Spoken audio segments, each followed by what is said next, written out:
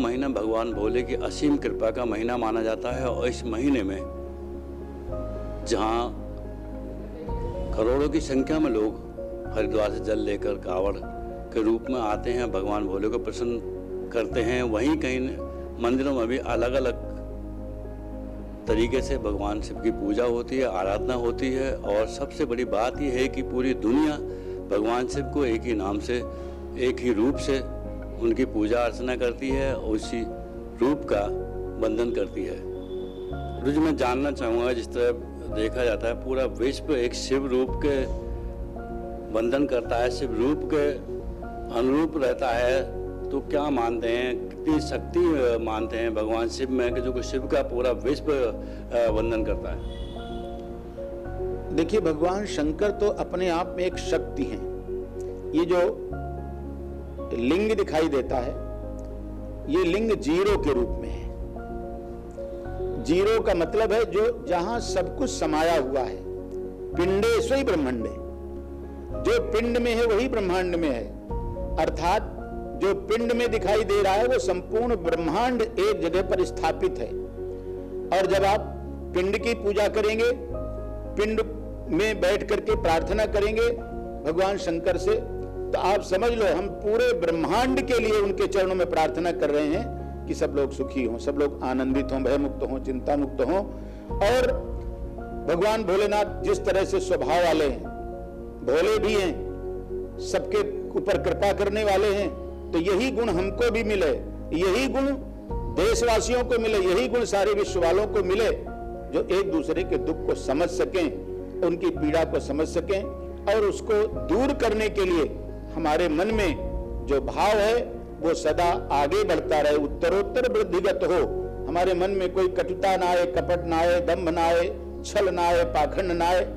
यही भगवान शंकर का स्वरूप है। इसलिए भगवान शंकर वस्त्र नहीं पहनते, निर्वस्त्र रहते हैं। निर्वस्त्र रहने का मतलब ही है कि आप उनको पूरी तरह से खुली किताब पढ़ सकते हो। भगवान ने कहा है, मोहि कपट छल छिद्र न भावा।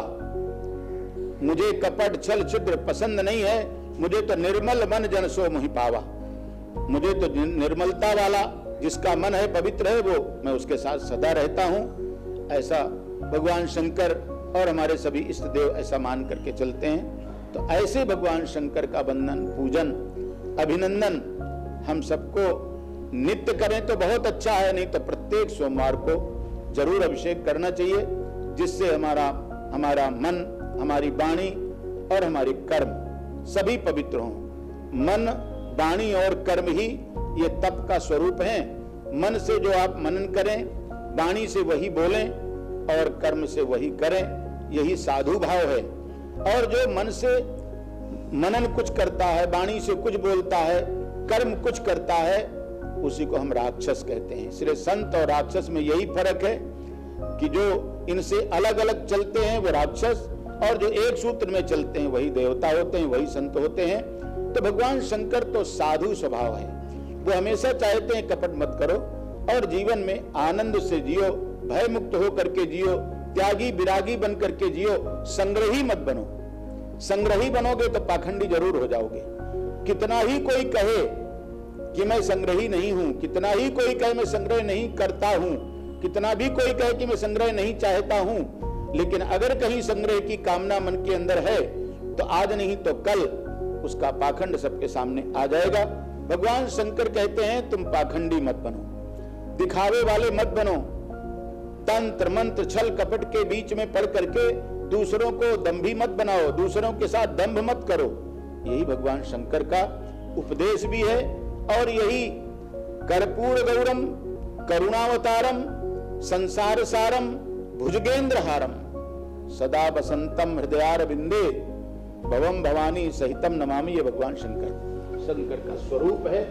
उसी का हम सब लोग को वंदन करना चाहिए, नमन करना चाहिए और श्रावण के महीने में इसका आनंद लेना चाहिए। स्वामी जी, मैं एक और जानना चाहूँगा कि जिस तरह देव माना जाता है कि महादेव की पूजा सबसे सरल भी मानी जाती है, देवों के देव कहलाते हैं और सबसे जल्दी प्रसन्न हो जाते हैं, और उसके साथ साथ मैं ये भी जानना चाहूँगा कि जिस तरह भक्तों को हम ये भी बताना चाहते हैं कि जो पूजा करते हैं उसमें किस तरह का ध्यान रखना चाहिए, कुछ जल चढ़ाने की कुछ विधि, कुछ इस तरह का क्या खास कुछ बातों का ध्यान रखना चाहिए जिससे कि भगवान भोले और जल्दी प्रसन्न हो? देखिए, वैसे तो पूजा की विधियां अनेक हैं और पूजा पद्धति से भी लोग पूजा करते हैं, लेकिन कई बार जो नहीं पढ़े लिखे हैं, अनपढ़े लोग हैं, वो भी भगवान शंकर की पूजा करते हैं। उनके पास कोई मंत्र की शक्ति नहीं है, कोई मंत्र भी नहीं जानते, तब भी वो जलाभिषेक करते हैं और नमः शिवाय करते हैं। कई जगह नमः शिवाय भी नहीं जानते तो जय भोले की कर देते हैं।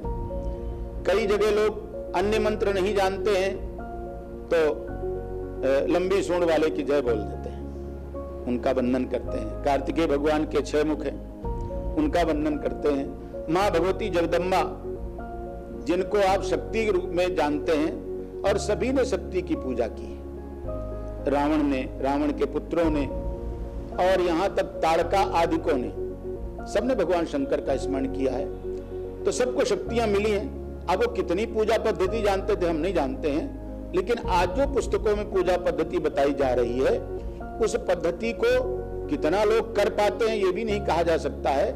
लेकिन हमारा एक लक्ष्य है, एक उद्देश्य है कि भगवान भोलेनाथ प्रसन्न हो। उनकी प्रसन्नता के लिए हमारा भाव कितना हो उनके चरणों में, यह भाव ही पर्याप्त है। अगर भाव महान हो, इंसान अगर तेरी भावना बलवान हो, तो पल में खड़ा तेरे सामने भगवान हो। वाकई जिस तरह स्वामी जी ने बताया कि भगवान भोले भाव के भूखे होते हैं, भले ही उनके भक्तों को कोई पूजा विधि नहीं आती हो, लेकिन बम भोले या जय भोले या भोले शंकर की जय, उसके साथ भी जल चढ़ा दें तो पूरा आशीर्वाद उनका उनके परिवार पर बना रहता है। और सावन का महीना इस बात का विशेष महत्व रखता है कि भगवान शिव, देवों के देव महादेव, अपने हर भक्त और श्रद्धालु पर मेहरबान रहते हैं। कैमरामैन प्रिंस के साथ योगेश सोलंकी, तेज निगाहें, दिल्ली।